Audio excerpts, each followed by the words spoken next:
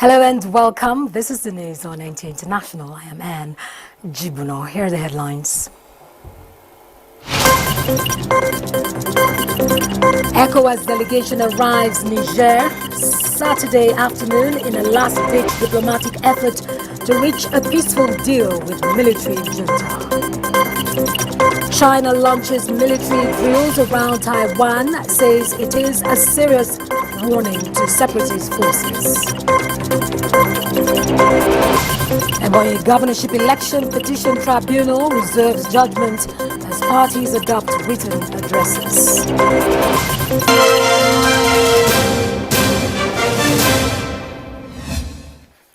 A West African delegation from regional nations arrived in Niger Saturday afternoon in a last-ditch diplomatic effort to reach a peaceful solution with mutinous soldiers who ousted the country's president last month. This delegation, which landed midday in the capital, is led by former Nigerian President Abdulsalam Abubakar. According to the communication unit of the National Council for the Safeguarding of the Fatherland, which took power in Niger, leader of the delegation had previously traveled to Niamey on behalf of ECOWAS in early August, but he had met neither Niger's new strongman, General Abdurrahmane Chani, nor the ousted president. A source close to ECOWAS says the delegation wishes to convey a message of firmness to the military in Niamey and meets President Mohamed Bazoum, still being held prisoner. Meanwhile, thousands of people lined up outside the main stadium in Niamey on Saturday, responding to the call for civilian auxiliaries in support of the armed forces. Reports say the event organizers said the junta was not involved in this initiative, although it was aware of it. Justin Bemui reports. Regional countries have threatened the Nigerian junta of a possible military intervention. I want to be a soldier for the love of my country. Niger is our country. I love it. I want to commit myself to Niger. Long live Niger. I've heard that they need 5,000 or 10,000 volunteer soldiers. That's why I came here. Some parents brought their children to sign up. Others said they had been waiting since 3 a.m. to answer a call from several organizations. Young people chanted in favor of the junta and against ECOWAS and the country's former colonial ruler, France. The initiative, spearheaded by a group of locals in Niamey, aims to recruit tens of thousands of volunteers from across the country to register for the Volunteers in Defense of Niger. The group would fight, assist with medical care, and provide technical and engineering logistics among other functions in case the junta needs help, according to Amsaru Baku, one of the founders who spoke with the Associated Press. I'm a military mother.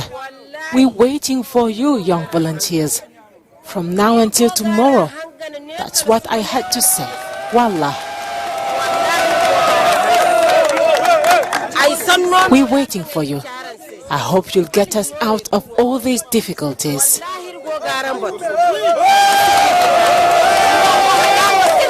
The ECOWAS envoy landed in Niger Saturday, August 19th, to try to pursue further dialogue with the junta.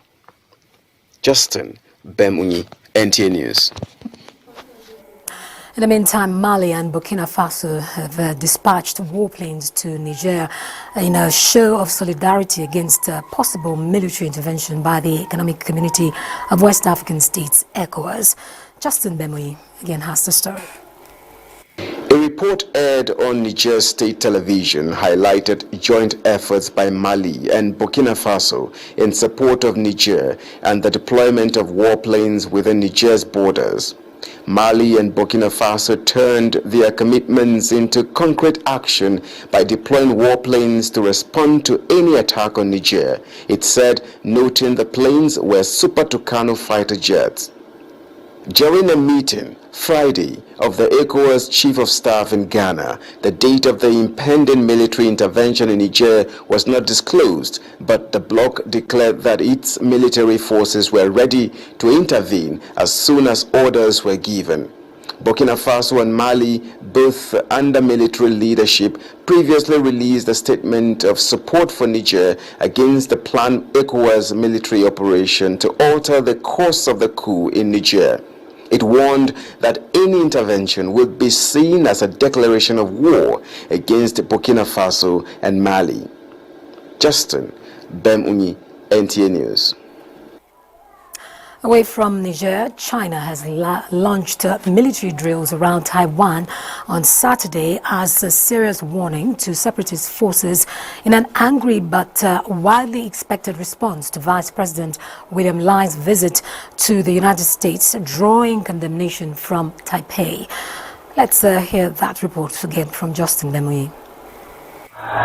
Vice President William Lai, the front-runner to become Taiwan's president in elections in January, returned from the United States on Friday.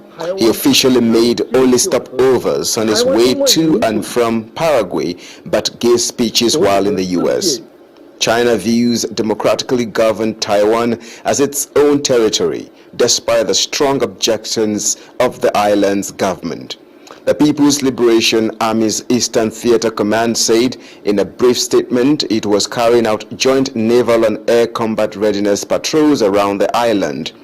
Taiwan's Defense Ministry said it had detected 42 Chinese aircraft and 8 ships involved in drills around the island from Saturday morning, and that it had deployed ships and aircraft in response. 26 Chinese aircraft crossed the median line of the 60-mile Wild Taiwan Strait, or areas beyond each end of the line, the ministry said in a statement. For decades, the line served as an unofficial barrier between the two militaries. Justin Bemuni, NTA News. Meanwhile, leaders of the United States, Japan and South Korea warned, or rather wrapped their Friday summit at the United States presidential retreat at Camp David, cementing a newly established trilateral partnership. The countries made the pledge to unified trilateral response during the regional crisis, focusing on threats from China and North Korea.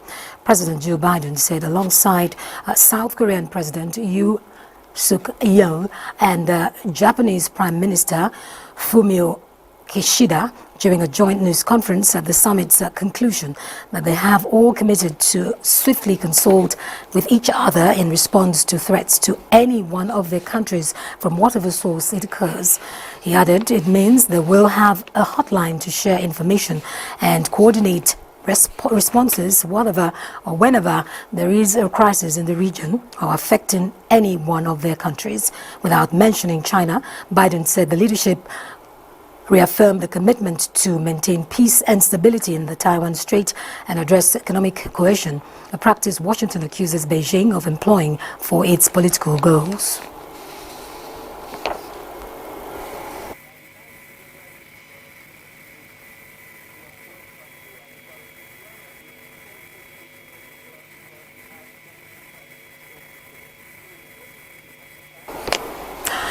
Nigeria and Iran have pledged greater cooperation, especially in Nigeria's latest quest to explore alternative energy sources such as compressed natural gas (CNG). This commitment followed a meeting between the Chairman House Committee on Petroleum Resources Downstream, Ikenga Ugochinyere, and the Iranian ambassador to Nigeria and Equatorial Guinea, Mohammed Alibak, at the Iranian embassy in Abuja. The Iranian ambassador expressed his country's willingness to contribute to Nigeria's oil and gas expansion program, while the lawmaker emphasized the need for technology transfer to fortify reforms in the oil and gas sector. Almost infrastructure in the area of gas, petrochemical plants, and these are the things we feel that Nigeria can learn from and also work with them to provide the enabling environment for investors in Iran to be able to come into the Nigerian downstream sector with the coming into effect of the PIA and put in investment that will be of the glory of Nigeria and both countries. They underscored the urgency for Nigeria to transition from exporting crude oil to increasing local refining capacity.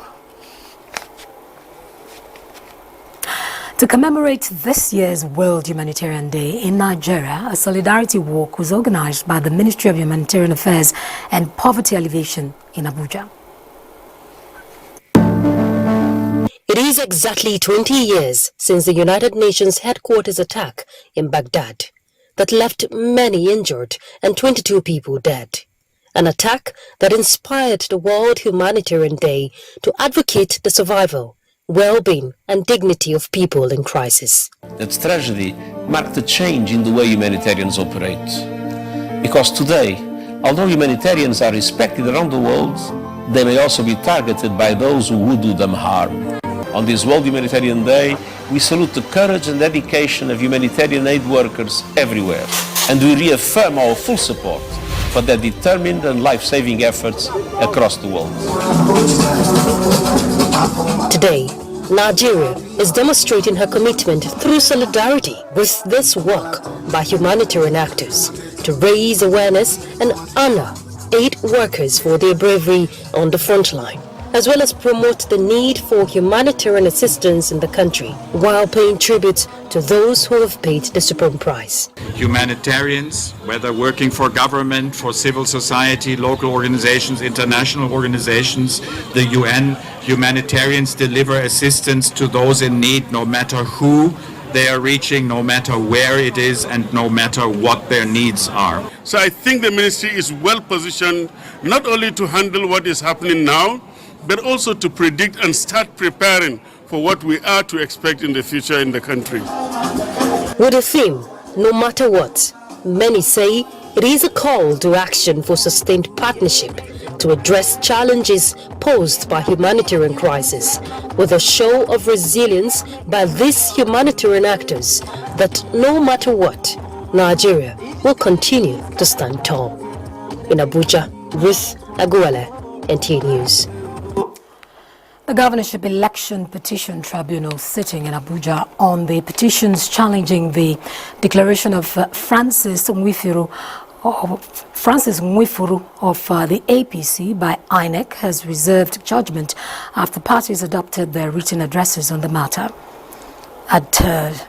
Administering on their addresses, counsel to the PDP governorship candidate Ifeanyi Chukwu Odili and Chris Uche, SAN, said the INEC erred when it returned Francis Nwifuru of APC as the elected governor of Ebonyi State, as he was a member of the PDP when he contested the election, describing his improper defection as a violation of Section 177, subsection C of the 1999 Constitution of Nigeria. This was the same ground of petition by ABGA challenging the election. That he resigned from PDP, and they tendered a document which they call the letter of resignation, which was admitted in evidence. But now you can see, as we demonstrated, that letter of resignation, which was completely an afterthought, was not signed. It was impossible for him to have been sponsored by the All Progressive Congress without first resigning and vacating his office. If, on the other hand, he is purported to have resigned, then he ought to have vacated his seat. He never did. So for all intent and purposes, he remained a member of the PDP. And to that extent, he could not have been sponsored by the APC. But counsel to the governor and APC, Arthur Okafor, maintained that Francis Nwifuru resigned from PDP and was properly sponsored by his party. Produced the present governor. He was a member and he was sponsored by him. We are saying that it does not lie in their mouth to tell us who is our member. We are the ones that sponsored. They said he was not validly sponsored. The Constitution does not talk about valid sponsorship. And that if he was a speaker, and never vacated his position as speaker, he was elected by his colleagues, not elected because he was a PDP member. So that is our simple position. And they said it is the receipt was forged. Who forged the receipt? They can't tell us that our own membership cards and other things are forged. So that is our simple position. The tribunal is to communicate the date of the judgment to parties. You're watching the news on NTA International, reaching you from Abuja. We take a short break. More reports in a moment. You're still watching the news on NTA International. United Nations Educational, Scientific and Cultural Organization, UNESCO, has predicted that 43% of the 6,000 languages spoken worldwide are at risk of extinction. Nigeria is one of the countries rated as severely endangered. To this end, Nigerians from Edo State, South Nigeria, residing in Canada, are doing everything possible to preserve their cultural heritage. Adebola Brooklyn Sunday reports. With about 7,000 languages spoken globally, analysts say make the world a diverse and beautiful place. Some of these languages are less widely spoken than others, as most are at risk of extinction. Nigeria, blessed with several ethnic groups, arguably have languages been threatened by globalization. In fact, a child who speaks the English language fluently is considered intelligent, while another who fluently speaks his mother tongue is considered unenlightened. Gathered here in Toronto to celebrate this year's Edo Language Day are indigenes of the states, some born in Canada and others who migrated. The aim of this gathering is to revitalize the language in Canada and other parts of the globe. It created an opportunity for participants to showcase the Edo culture in songs, dance, and arts.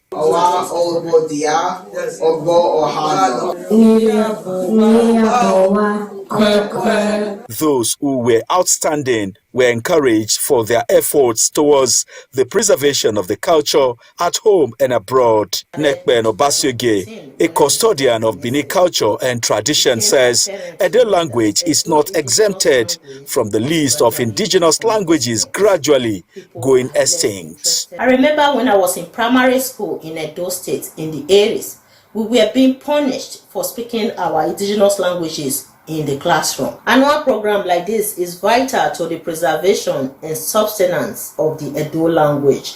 It will help to shape the consciousness of our people regarding the importance of our language and how it relates to our cultural identity. The forum urged Nigerians, especially those abroad, to introduce initiatives such as language learning programs for children to halt and reverse the trend of craze for globalization and work for the survival of Nigeria's rich cultural heritage.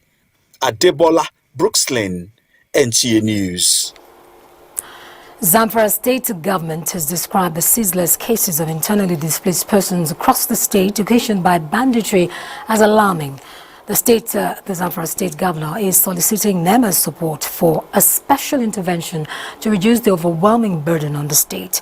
Ilyasu Yakubu reports that he said this when he paid a courtesy visit to the management of the agency. More than 80% of population in Zamfara state are engaged in farming activities. In addition, the state is also blessed with large deposits of solid minerals. These endowments of Zamfara state changed overnight in September 2021 as banditry, kidnapping and cattle rustling rub off on the affairs of the state. Since then, there has been a steady rise in casualty figures and a large population of internally displaced persons with each passing day. These, the governor says, necessitated his visit to the DG NEMA to solicit for more support to alleviate the sufferings of his people. We ask for more because we all know the state of the economy today, particularly in an agrarian state like Zamfara state, where the effect of banditry has devastated the agricultural sector, markets, and productivity. Director General of NEMA, Mustafa Habib Ahmed, who sympathized with the government and people of Zamfara state, promised to make all necessary arrangements to deploy more support to the people. We are here for the distressed. If you come or you don't come, will definitely be there for the distressed people of Zamfara State. The National Emergency Management Agency, NEMA, had on several occasions deployed relief items to the victims of banditry, kidnapping and cattle rustling in Zamfara State. In Abuja, Ilyasu Yakubu, NTA News. The reality staring the world in the face is making the federal government embrace policies that encourage the application of technology and re-energizing teaching of science and technology in primary and secondary schools to catch them young. The Permanent Secretary, Federal Ministry of Water Resources, Esther Didi Wilson-Jack, emphasized this at the 5th Engineer Bello KK Public Lecture in Abuja. Kelvin Ewunwaye reports. In recent years, stakeholders have intensified the drive to improve teaching and learning of science, technology, engineering and mathematics, STEM, in schools. The Association of Professional Women Engineers of Nigeria, APWEN, is at the forefront of this initiative, with this annual lecture serving as a springboard to actualizing that objective. This year's event, which is part of activities marking the Association Engineering Week, featured award of scholarship to deserving pupils and students who excelled in the various competitions in the FCT, and government officials here want further collaboration to bring to fruition efforts at making science and technology more attractive to Nigerian students to enable them to play their part in the fast-evolving world of global technological race. The contributions of women engineers are invaluable as they bring a unique perspective, creativity, and expertise that enhances the field's innovation and progress. Closing the gender gap really has an impact on society, on the national economy. So both men and women actually benefit from closing the gender gap in terms of education in STEM. Not minding that it's holiday period, the students were here in their number, in uniform. We had over 95 students. With the theme, Resource, Recover and Revitalize Women and Girls STEM Education, APWEN is consolidating on its agenda of raising more female scientists and engineers for the society. In Abuja, Kelvin Ewunwaye, NTA News. Ahead of the upcoming governorship election in Kogi State, personnel of the 12th Brigade Nigerian Army, Shari Maigumeri Barracks in Lokoja, have been directed to maintain a high level of professionalism in their duties before and after the governorship election in the state. Jacob Sani reports that the Major General Valentine Okoro, the General Officer commanding GOC 2 Division of the Nigerian Army, gave the directive during his address to the personnel in Lokoja.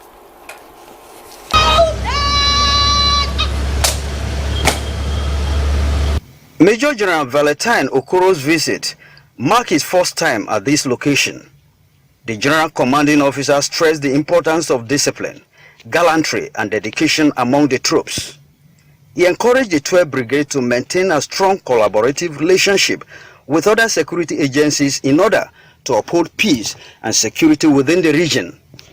Major General Okoro assured the troops of the full support of Chief of Army Staff, Lieutenant General Tawhid Lagbaja, and the leadership of the 2nd Division of the Nigerian Army, ensuring effective performance. You are in the Nigerian Army today because you made a commitment to defending the territorial integrity of this country. Is that correct? Yes, sir! You have also taken upon yourself to protect the lives and property of Nigerians. So that is the job we must do, and we must do it wholeheartedly with all the vigor and commitment. During the visit, Brigadier General Haruna Dasuki, commander of the 12th Brigade Nigerian Army, guided the GOC through various facilities within the barracks. These included a tour of the brigade's medical reception station, MRS, as well as its guest house, located in Phase 1, Lokoja. The visit by the 12th Brigade commander was seen as a morale boost for the troops, aimed at enhancing their overall effectiveness. It is important to note that the 12th Brigade of the Nigerian Army previously functioned as a record office. However, the change instituted by the Nigerian Army aims to strengthen the nation's defense capabilities. The 2nd Division of the Nigerian Army is responsible for Kogi, Kwara, Edo, Ondo, Osun, Oyo, and Ekiti states. Jacob Sani, NTA News. Up next is Sunday's weather in Nigerian cities and other parts of the world.